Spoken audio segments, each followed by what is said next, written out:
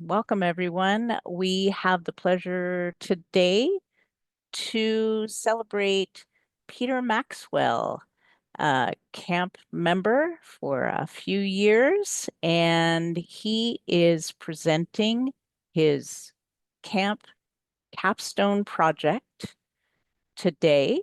And we are really excited to learn more about nonprofit beekeeping. Take it away, Pete.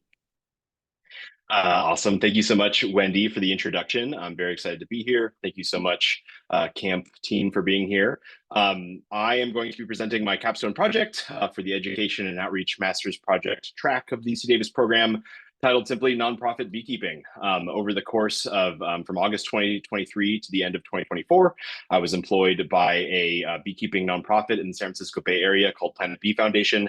I'll go into them in detail in a moment here, but essentially through a various fundraising activities, educational activities, and beekeeping activities, I'm going to demonstrate that not only did I contribute towards this education and outreach track of the program, but other tracks as well.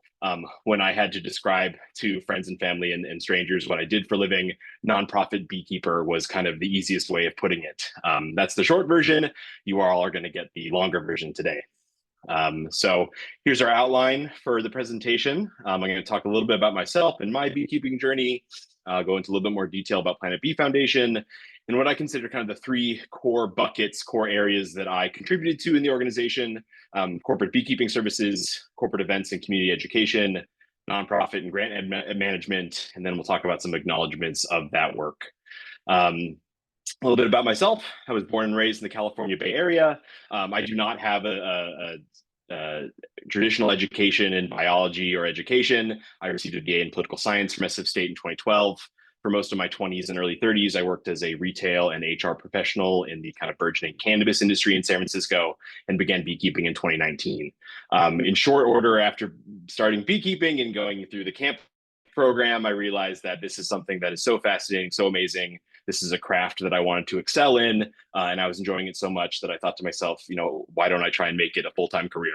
And as we'll see, I made really, I think, amazing moves towards that goal of mine. I recently moved to Eugene, Oregon, where I'm at currently, because my partner and I are nesting. We're expecting our first child in about a week. So very excited to be speaking to you now. Here's a glimpse of my beekeeping journey. I was in San Francisco at the time when I started, so I couldn't have access to bees in my studio apartment.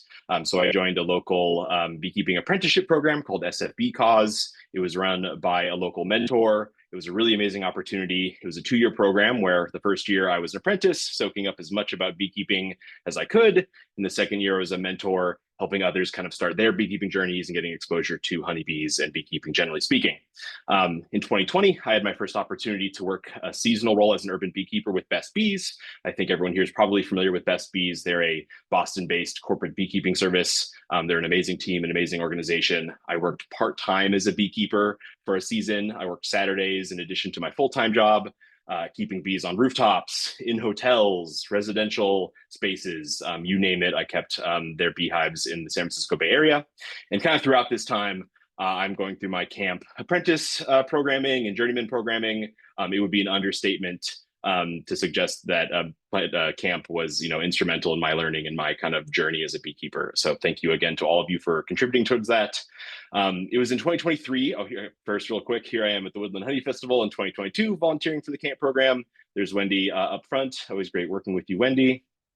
And then in 2023, I got my really first big opportunity to enter the beekeeping industry full time. Best Bees was looking for a business development executive for their West Coast region, essentially a salesperson. I was picked up for the role. I did lots of cold calling, lead development, sales for both corporate and residential clients, essentially. Shortly after my time with Best Bees, Planet Bee Foundation, which again is kind of the focus of my presentation here and my work there, they had opened a role for an administrative position at the nonprofit.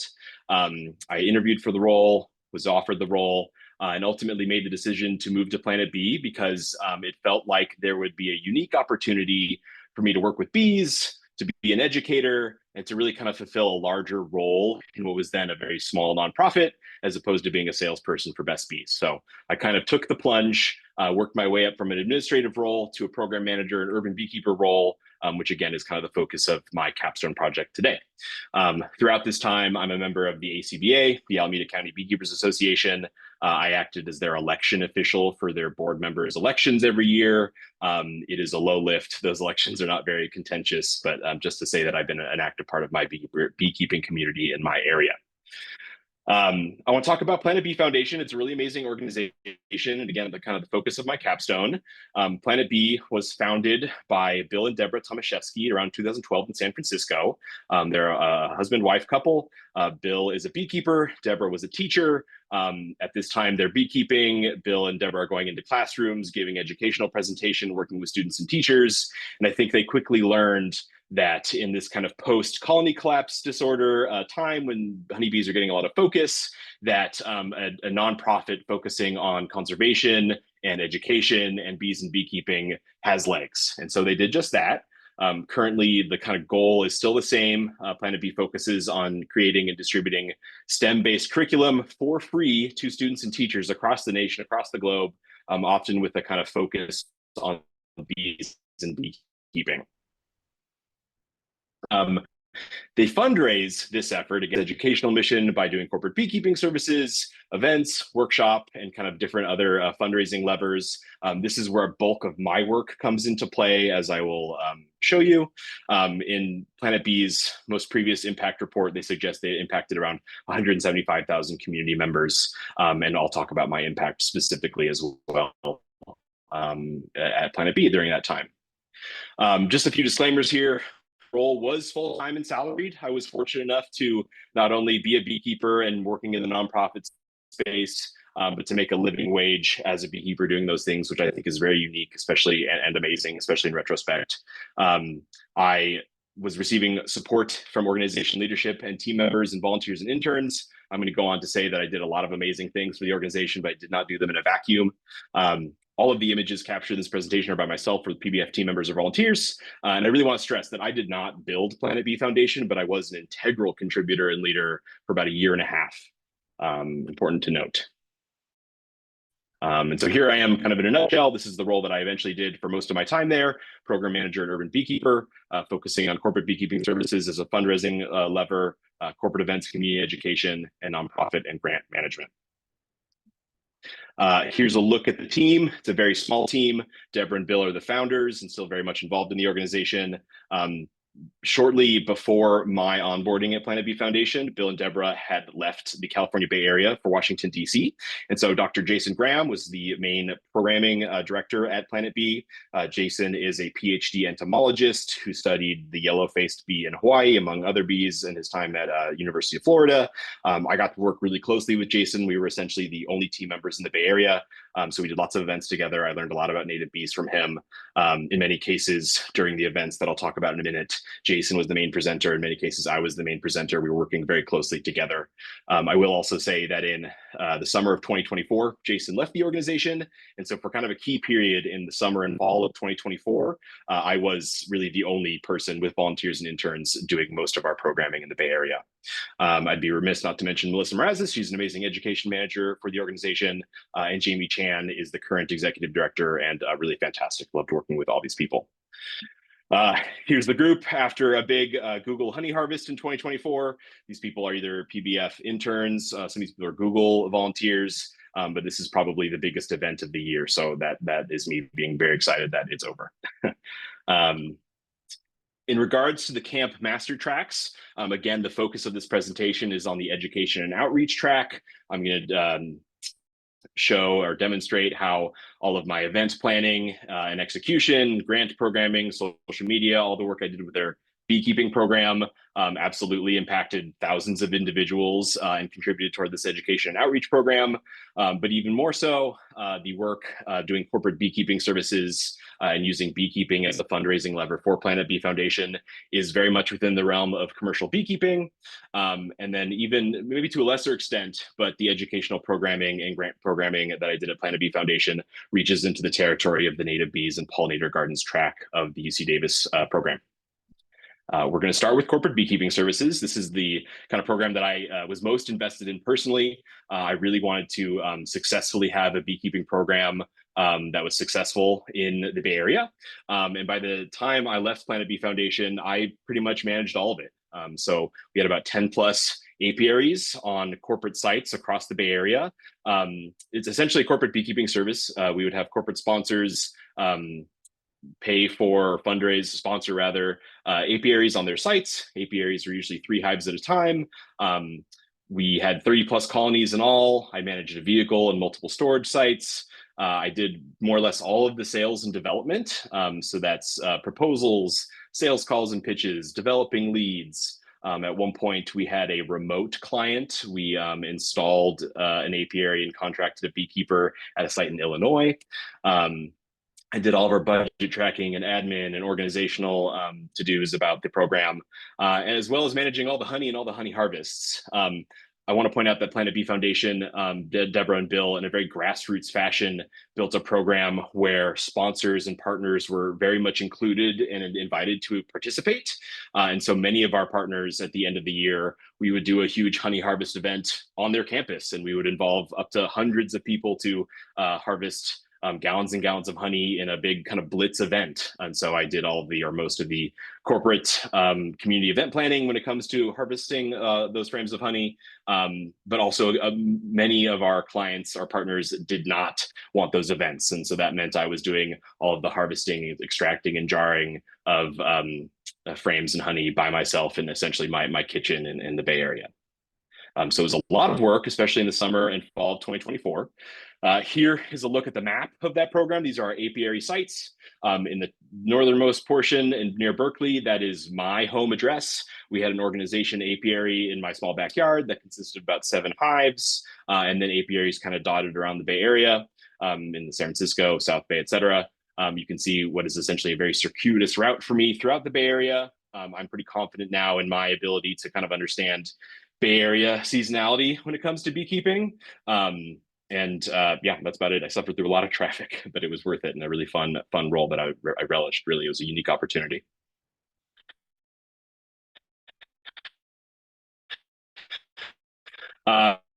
Here are some of our partners. Bill from Planet Bee Foundation, who kind of in a grassroots way built up this book of business. I'm extremely lucky to be able to keep bees for these organizations and work for these communities. Another amazing thing that Planet Bee Foundation did is they were able to inspire community in these organizations. So for instance, at both Google and Genentech, there were internal groups of employees and team members who were excited about bees, excited about the apiaries, and kind of created their own informal organizations that worked with us at the apiary sites, worked at the honey harvests, and really just kind of created a sense of community that also really kind of reinforces the educational impact that we had. I really want to focus on some prominent numbers for me from the Adopt a Hive program in 2024. Year over year, from 23 to 24, we saw a 58% gross revenue increase. I feel personally responsible for that. I looked as we were doing our renewals for 2024. I said, we could really be fundraising quite a bit more for this beekeeping service. And so we saw a 58% increase, which is significant. Not only did we see that increase, but we kept a tight budget. I was 50%, 56% on my budget margin, which was a success. I had wanted to hit 50% and did above that. This is a point of pride for me because not only did I want to manage a beekeeping program, but I wanted to make it sound ROI, essentially, sound return on investment. 30 packages installed in 3 days in April in 2024. In 23, we had some pretty bad colony losses. And so we had a kind of blitz to rebound and get colonies installed in 24. And then 110 approximate gallons of honey harvested in 2024. That is a conservative estimate. It probably could have been more. That was one metric I wish we had done a better job of tracking. Some photos here of me beekeeping with groups. In the top right there, that's Genentech during a hive dive. Again, they built a really amazing community around their apiary, and I had a blast working with them on a monthly basis. At the bottom right, there's me at some Google hives. Some more photos of me at apiaries doing hive dives or regular maintenance. Top is Genentech. The bottom, that's San Francisco Parks and Rec. On the bottom right there, there's a whole family getting in on some honey harvesting, which was always really fun to see kids getting into those frames. Some more photos of me keeping bees. In the middle here, this is Sutro Tower. Sutro Tower in 2023 had their 50th year anniversary. And so they had a documentarian film a documentary, and they wanted to get some footage of the bees. So I had the pleasure of bringing out a two-man documentary crew to record the apiary. And there I am on the right with some Stanford students at a Stanford honey harvest. And that's it for the Adopt Hive program. It was a considerable amount, about a third of the work I did at Planet B Foundation. Again, a big fundraising effort. And another really prominent fundraising effort that I worked towards was our corporate events and community education. We did a variety of different workshops, presentations, tabling, you name it, to kind of get awareness about Planet B Foundation out there, but also education awareness about the importance of bees to our food systems and our ecosystems. This is kind of the main suite of events that we did. And usually these events had a very similar structure. There'd be about 20 to 30 minutes of presentation about the importance of bees, and about 20 to 30 minutes of activity. Throughout these events, we would usually have some fun activities kind of adjacent to the main event. So we would often do honey tasting. I would try to bring an observation frame pretty much everywhere I went. We did a lot of seed ball making. We encouraged all community members and participants to plant flowers in their garden, create gardens, create habitat for pollinators. That's the best way that you can probably help bees right now. And so just to name some of these workshops, we did a lot of native bee nest build workshops, honey tasting workshops, honey harvesting workshops, hive dives, and sustainability fair tabling. Here are some of our clientele for some of those events. Again, some prominent Silicon Valley institutions. Many of these institutions, most of our event partners, clients, were using these for either team building events or often for volunteerism events. These events were kind of considered a volunteer effort, and they could tap into their volunteer budgets to book Planet B. Here's some more photos. Top left is a native bee nest build. Top right, there I am with the observation frame and a very young learner at a Google honey harvest. The bottom left is a Genentech honey harvest. And then in the bottom right is a really fun opportunity I had. I gave a short conservation presentation about bees to a Safari West audience. If you don't know Safari West, they're a safari space in Sonoma County, which was a really fun opportunity. Some more photos. There I am tabling. Most of our sustainability fair tabling, again, had some honey tasting, observation frame, and some seed ball making. In the middle there, a man very excited about the observation frame. I can stand in front of an observation frame for hours and hours and hours and get people excited and talk about bees, which is something that I really, really enjoyed. And then on the right there, we did a lot of programming that was kind of specific to certain audiences or even to certain seasons. One of the things we did for one segment was we did some native bee nest reed dissection. Jason led this because that's kind of his wheelhouse. But again, we did a lot of programming that focused on native bees at a time when honestly, most people aren't that aware of the importance of native bees. And so I found that a personal mission of mine to, yes, get them excited about honeybees, but really expound upon the importance of wild and solitary bees. Some prominent numbers from the events of 2024 for me, 35 are the total number of events that I did just in 2024. That doesn't include 2023. I'd say about another 15 or so from 2023 if you want sum total. 500 plus is the number of attendees at the annual Google Honey Harvest. In 2 hours, we would harvest, I think, over 100 frames of honey and have really any employee of Google come in with their families to harvest honey, get educational content, and do a variety of fun things. I really want to call out Google because they have built a amazing internal community of beekeepers who do really cool things and help make that event the crown jewel of Planet Bee's programming, really. 2000 is my specific event impact, specifically from those 35 events. If we can consider my entire year and a half and the other programming of my time at Planet Bee Foundation, I would suggest that number might be double or more. And then just from these 35 events, we achieved over 100K gross event revenue, which I think is pretty significant. I did remote events. I did in-person events. At the bottom there, that's me doing a native bee nest build with a group of 60 from NBC Universal, which went very well. And then there's some excited Google employees getting into some extraction. Those are the kind of two fun buckets, the beekeeping and the events and the workshop.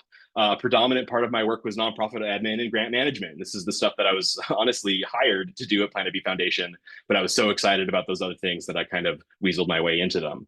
And so you might expect it's sort of a laundry list of nonprofit and administrative tasks. I did a lot of SOP production, workflows, et cetera, sales and invoicing. I managed all of our vendor portals and our accounts payable and accounts receivable logs, stuff like that. G Drive and Asana admin, meeting and project management, grant reporting, volunteer and intern management, fundraising, social media content creation.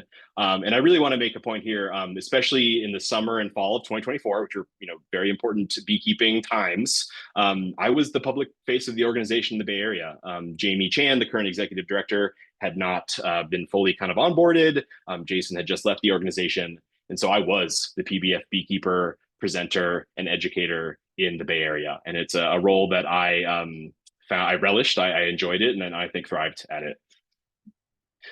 Here I am with an oversized check. I have never received an oversized check from a partner sponsor before, so that was a really fun opportunity. There I am with that observation frame. Again, I found that really with an observation frame in hand, you can excite any group of individuals with the right knowledge. I did do a fair amount of social media content creation. This was kind of a tertiary task of mine, but I did enjoy it. I'm not going to play these videos because I don't think they're going to translate through Zoom very well. I do encourage you to visit the Planet B Foundation Instagram account. You'll see I've done and scroll down to find my content. You'll see some educational stories, some copy for some native bee profiles, and some sponsor spotlights. My favorite is the one on the right here, is a PSA I did to test for mites at the base of Sutro Tower on a beautiful sunny day, a place where most people don't get to go. It was just a really, I think, a great video, and I'm proud of it. Here's a really boring spreadsheet. This is the event log of those 35 events I mentioned. When I wasn't beekeeping and I wasn't doing presentations and events, I was doing this, managing our accounting, operations for the Adopt a Hive program, event logging, impact reporting, a lot of the grant reporting invoices, use similar skill set. So lots and lots of spreadsheets in my life. And then lastly, I did do some grant management during my time at Planet B Foundation. Planet B had been awarded 2 grants by the time I had been onboarded at Planet B Foundation. This is the one that I spent the most amount of time on in partnership with the Pennsylvania Department of Agriculture, as well as the USDA, I believe. We were awarded the Federal Specialty Crop Block Grant. Essentially, this grant was an effort from the Pennsylvania Department of Agriculture to increase certain crop production in the state. One of those crops was honey. And so Planet B Foundation submitted a proposal for what they call the Planet B Foundation Sustainable Honey Path. Essentially, it was a mentorship program where we would pair beekeeping mentors with prospective mentees, sponsor their equipment, their bees, educational lessons, and just generally speaking, ongoing support to program mentors and mentees. What was initially supposed to be a kind of small program, just that mentorship program, managed to have kind of widespread impact. We had very intentionally tried to recruit younger people to be mentees, but we also recruited teachers to be both mentors and mentees. And by virtue of having teachers in that cohort, their access to the bees and their education kind of trickled down. Here's a flyer I made for the program on the left. Some participants of the program. One of the mentees was a high school biology teacher. And so he got all of his students involved. And so we can see really kind of what was supposed to be a small cohort of 5 or rather 6 mentees turned out to be an impact that kind of numbered in the hundreds. And so we can see some excited kind of newly keeping, new beekeepers keeping some bees. And then lastly, Planet B Foundation had been awarded a grant from the CDFA, the California Department of Agriculture, the Pollinator Habitat Program. Y'all might be familiar with this one. Essentially, the PBF proposal was to provide plants and guidance to farmers so that they can establish and monitor pollinator habitat. My function was really administrative on this, and as the grant program kind of moved on, I became less and less involved. I will say that I did all of the reporting for this program in my tenure at Planet B Foundation. That's the bulk of the work really quickly. I want to review some acknowledgements of that work in my 1.5 years at Planet B Foundation. Some comments from Jamie and Deborah that I'm very grateful for. It's a lot of text, but I think keywords here are truly inspiring, dedicated, excitement, environmental stewardship, etc. Here's a little spread splash image that was posted on the Planet B Instagram account. Just some more photos of me doing presentations and events and tabling with different volunteers and stakeholders. This very board gave to me an Environmental Stewardship Award last year for my work with Planet B Foundation. So thank you all very much for this document and for signing it. I really appreciate it. And then just to kind of sum it all up, I want to review again the master's tracks, generally speaking. I am confident in that through my year and a half working with Planet B Foundation, made contributions towards 3 of the 6 of the master's tracks in the UC Davis program. Through my work as a beekeeper, as an event educator, in grant programming, and in social media, education outreach was kind of my primary focus. When it comes to commercial beekeeping, I wasn't necessarily pollinating almonds in the Central Valley, but using kind of sound sales development and business and fundraising practices, I was able to kind of build a small fundraising apparatus for the nonprofit via beekeeping and beekeeping services. And then to a lesser extent, our educational programming and event programming and grant programming does reach into the area of native bees and pollinator gardens. So I really am super grateful to Planet B Foundation for the opportunity to do all this work, and of course to the California Master Beekeeping Program for setting me up for success in accomplishing all that I did at Planet B Foundation. What's next for me? Well, I have a child coming in about a week and a half. So when I'm not changing diapers, I will be catching wild bees. I have recently signed up for the OSU Master Melitology program. So this summer, I'll be going out into the meadows of Oregon with a net to catch, ID, and pin wild and solitary bees for the Oregon Bee Project. Last year, I was admitted into the SFSU Climate Justice Education Program. It's a new graduate program that was delayed last year to this year. It's still uncertain whether I'm going to be able to attend, given I have an infant on the way. But I do want to give major props to Jamie and Planet B Foundation for helping me get into this program. I do want to hopefully do it at some point. And then most recently, here in Eugene, Oregon, there's a really amazing raptor center. It is both a rehabilitation center and zoo for raptor species. And in my spare time, I've been volunteering there once a week. And so this image here is me last week with some raptor artifacts doing some educational tabling. And that's me with the peregrine falcon. And that is it. Thank you so much for listening. It's been a pleasure. And I'd love to hear any questions you have. Thank you, Peter. So inspiring, really.